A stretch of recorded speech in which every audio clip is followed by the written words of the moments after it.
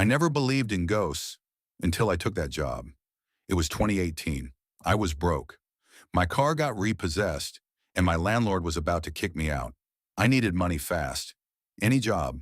So when I saw the ad on Craigslist, night security, $20 an hour, no experience needed, abandoned Carver Steel Factory, Nevada, I called immediately.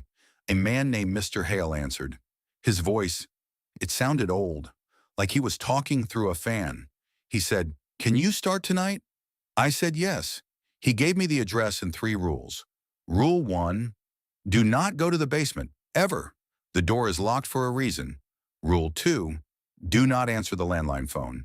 If it rings, let it ring. Rule 3, do not look at the security cameras after 3 a.m. Just don't. I laughed. I thought he was just a weird old man. I said, sure, easy money. I was so wrong. The factory was in the middle of nowhere, 2 hours outside Vegas, just desert, and this massive dead building. It looked like a giant metal corpse, all rust and broken windows.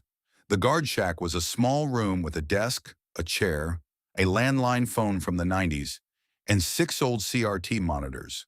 The monitors showed the factory, empty hallways, empty floors, empty everything.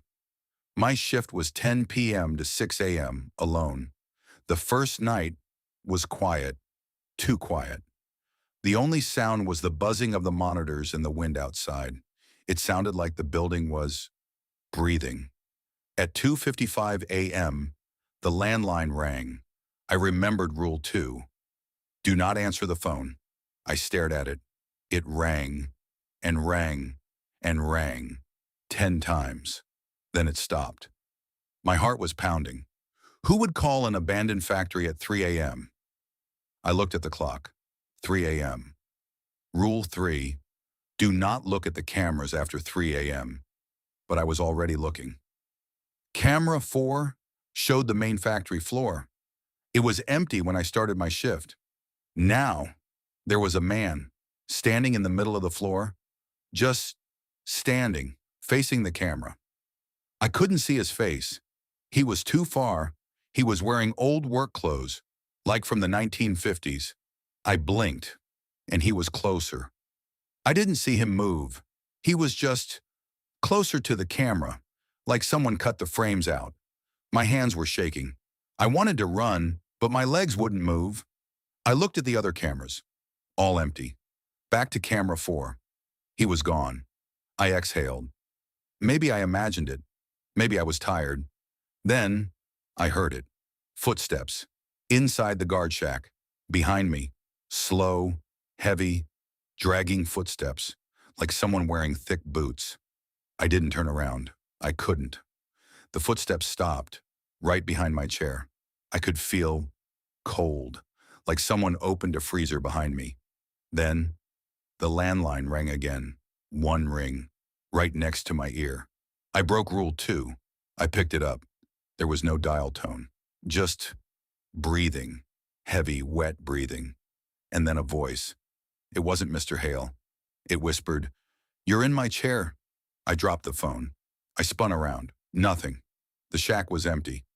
But the chair, my chair, it was cold, wet, like someone had been sitting in it. I ran outside. I sat in my car until 6 a.m. I didn't go back inside. I should have quit, but I needed the money. I told myself it was my mind playing tricks. Sleep deprivation, stress. The second night I brought a Bible. I don't even believe in God, but I brought one. 12 a.m., 1 a.m., 2 a.m., nothing. 2:59 a.m. The phone rang again. I didn't touch it. I stared at the cameras instead. All clear. 3 a.m. I closed my eyes. I counted to 10. I told myself, do not look at the cameras. Do not look at the cameras. But I did. All 6 monitors. They were wrong. They weren't showing the factory anymore. They were showing the guard shack from 6 different angles. I could see myself sitting in the chair, from behind, from the side, from above, and in every monitor. Standing right behind me was the man. I couldn't see his face. His head was down, but I could see his hands. They weren't hands. They were wrong. Too long. Too many fingers. I wasn't breathing. I wasn't blinking. On the main monitor, the one showing me from behind, the man slowly raised his head. He had no face. Just black, like a hole. And he waved at the camera. Then all the monitors went black. The power was still on. The buzzing was still there. But the screens, just black. And then, the basement door. It was at the end of the hallway outside the shack. A big steel door with a rusty padlock. I heard the padlock. Click. Then the door creaked open. I broke rule 1. I ran. I didn't go to the basement. I ran to my car. I drove 100 miles an hour back to Vegas. I didn't stop. I never went back. I never called Mr. Hale. I threw my phone away. A week later, I saw a news article. Local man found dead at Carver Steel Factory. It was Mr. Hale. The police report said he'd been dead for 2 years. Body found in the basement. So who hired me? Who gave me the rules? I still don't know. But sometimes, at 3 a.m., my phone rings. One ring, from an unknown number. I never answer it, because I know the rules now.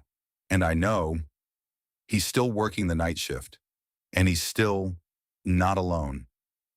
What would you do if you took that job? Comment Rule 3 if this story kept you awake. Subscribe to Midnight Shadows for new true horror stories every Friday. Good night. Don't look at your cameras after 3 a.m.